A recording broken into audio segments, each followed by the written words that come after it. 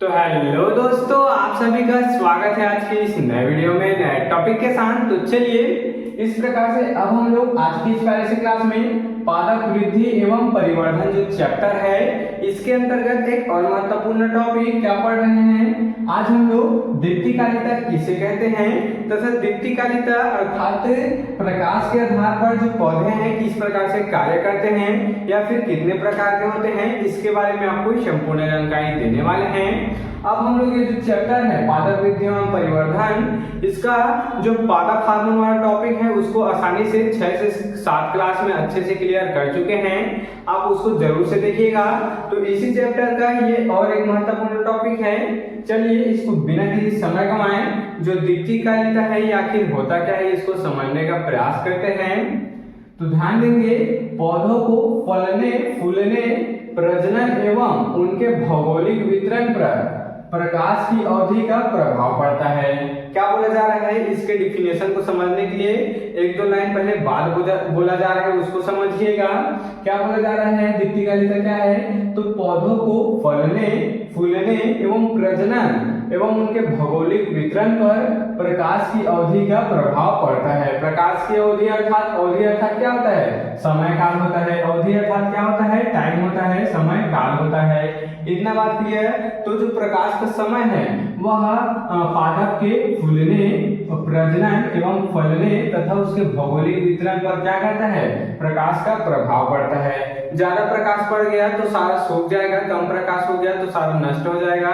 तो इस प्रकार से उसका अवधि का प्रभाव पड़ता है। अवधि अर्थात समय, अर्थात वो जो प्रकाश है उस पादप का कितना समय तक पड़ रहा है। इतना बात क्लियर हुआ। आगे पढ़ेंगे, अतः पौधे द्वारा प्रकाश की अवधि एवं समय के प्रति अनुक्रिया को ही क्या कहते हैं, दीप्तिकालिता कहते हैं। क्या बोला गया, ध्यान देंगे, दीप्तिकालिता के डिफिनेशन में यहाँ पर क्या बोला गया, पौधों को फलने फूलने प्रजनन एवं उसके पर्यावरणीय या फिर भौगोलिक वितरण के लिए जो प्रकाश है उसकी अवधि का प्रभाव पड़ता है कि वो कितने अवधि तक पड़ रहा है। इतना बात क्लियर। अतः दीप्तिकालिता क्या है, ध्यान देंगे, पौधे द्वारा प्रकाश की अवधि एवं समय के प्रति अनुक्रिया को ही क्या कहते हैं, दीप्तिकालिता कहते हैं। अर्थात वो जो समय के प्रति क्या बोला गया, अनुक्रिया अर्थात प्रकाश कितने समय तक पादप पर पड़ रहा है ये सब उस पर क्या कहते हैं, निर्भर करता है। इसी को क्या कहते हैं, दीप्तिकालिता कहते हैं। इतना बात क्लियर हुआ। आगे पढ़ेंगे, प्रकाश एक अंधकार के परिवर्तनों के प्रति क्या बोला जा रहा है, ध्यान देंगे, प्रकाश एक अंधकार के परिवर्तनों के प्रति पौधे की अनुक्रियाएं दीप्तिकालिता कहलाती है। अगर सिंपल से अगर समझे एक ही लाइन में इसका डिफिनेशन, तो प्रकाश एवं अंधकार के परिवर्तनों के प्रति पौधे की जो अनुक्रियाएं होती हैं वही दीप्तिकालिता कहलाती है। जब प्रकाश या फिर अंधकार पड़ जाता है, अर्थात जब प्रकाश पड़ता है और प्रकाश नहीं पड़ता है, तो उसके प्रति जो पादप होते हैं, पौधे होते हैं, उनकी अनुक्रिया ही दीप्तिकालिता कहलाती है। इतना बात क्लियर हुआ। आशा करता हूँ आपको दीप्तिकालिता क्लियर हो गया होगा। अगर आपको समझ में नहीं आया होगा तो इसको फिर से एक बार देखिएगा, आपको यहाँ पर क्लियर हो जाएगा। चलिए आगे अब हम प्रकाश के आधार पर पौधे को कितने भागों में बांटा गया है उसको देख लेते हैं। प्रकाश के आधार पर जो पौधे हैं उसको कितने भागों में बांटा गया है, तो लंबे दिन वाले पौधे, सबसे पहला है लंबे दिन वाले पौधे, दूसरा है छोटे दिन वाले पौधे, तीसरा है दिन उदासीन वाले पौधे। अर्थात प्रकाश के आधार पर 3 प्रकार के पौधे होते हैं। सबसे पहले लंबे दिन वाले पौधे देख लेते हैं। तो ऐसे पौधे जिन्हें पुष्पन के लिए अपेक्षाकृत अधिक दीप्ति काल या फिर 12 घंटे से अधिक प्रकाश की आवश्यकता होती है उन्हें लंबे दिन वाले पौधे कहते हैं। आपको क्या पता चला इससे, ऐसे पौधे जिन्हें पुष्पन के लिए, पुष्पन अर्थात फूल का खिलना होता है, तो फूल खिलने के लिए उसको अपेक्षाकृत अर्थात इन दोनों के अपेक्षाकृत सबसे अधिक दीप्तिकालिता की आवश्यकता होती है या फिर दीप्तिकाल का आवश्यकता होता है 12 घंटे से अधिक, उसी को क्या कहते हैं, लंबे दिन वाले पौधे कहते हैं। इतना बात क्लियर हुआ। इसके अंतर्गत कौन कौन से पादप आते हैं, तो इसके अंतर्गत हो गया मूली हो गया, गेहूं हो गया, चुकंदर, ये सब आते हैं, देख सकते हैं। इतना बात क्लियर। चलिए दूसरा देखेंगे, छोटे दिन वाले पौधे।